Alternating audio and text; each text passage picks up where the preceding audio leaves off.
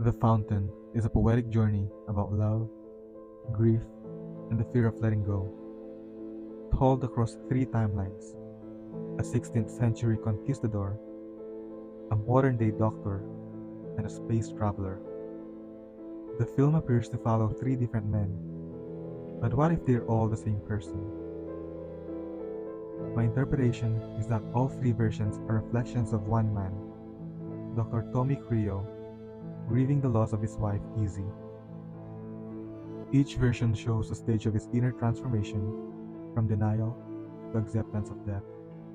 Thomas, the Conquistador, is the fictional hero in the book Izzy writes as she faces death. Astral Tom is the character Tommy imagines when he finishes the story after she's gone. For me, these timelines aren't literal, they're symbolic projections of his inner world.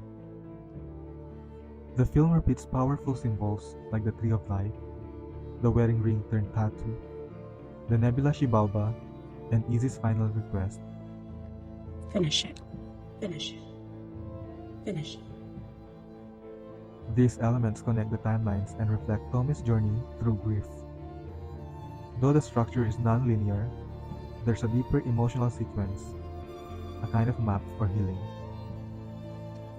The film doesn't follow a traditional timeline, but through the emotions it explores, here's how I understand the story, step by step, from grief to acceptance.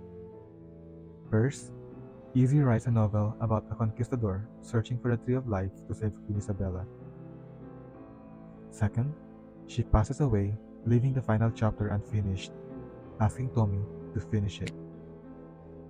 Third, after her death, Tommy steps away from the lab and plants a seed at her grave, his first step towards acceptance. Fourth, he continues her story, imagining Astral Tom, a version of himself in the future, to carry it forward. Fifth, in a pivotal scene, Astral Tom is confronted by Queen Isabella, who asks, Will you deliver Spain from bondage? he responds, You do. You will. You do. You will.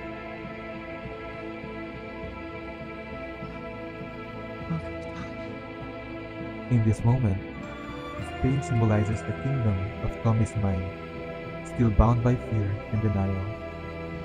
This is his transcendental moment.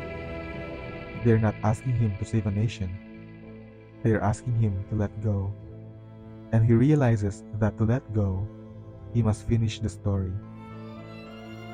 In the next scene, Astral Tom intervenes in Izzy's novel. Instead of letting Thomas die at the hands of the Mayan priest, he appears in his place.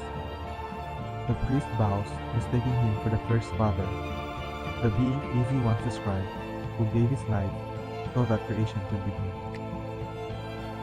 Tommy rewrites the ending, not with triumph, but with surrender.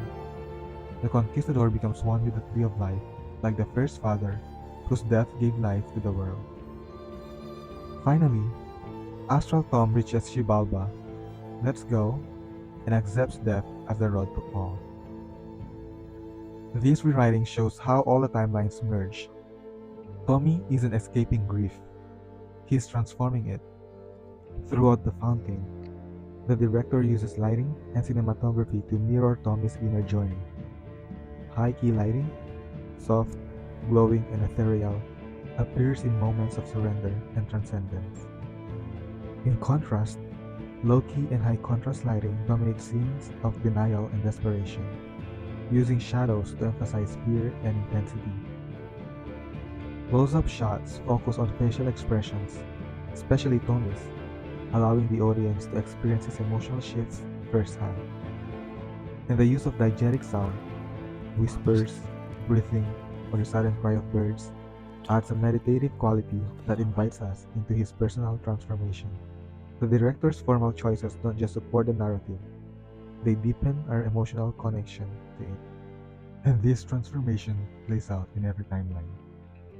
Astral Tom smiles and says, I'm gonna die.